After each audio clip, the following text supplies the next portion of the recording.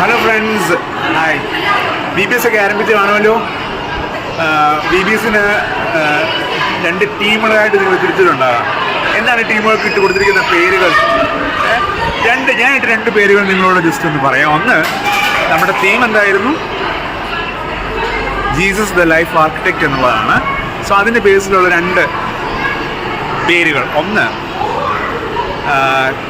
Christ company എന്നുള്ളതാണ്, Christ and co, Christ company. മറ്റൊന്ന് Jesus associates എന്ന് പറയുന്ന രണ്ട് പേരുകൾ നമുക്ക് ഉപയോഗിക്കാം.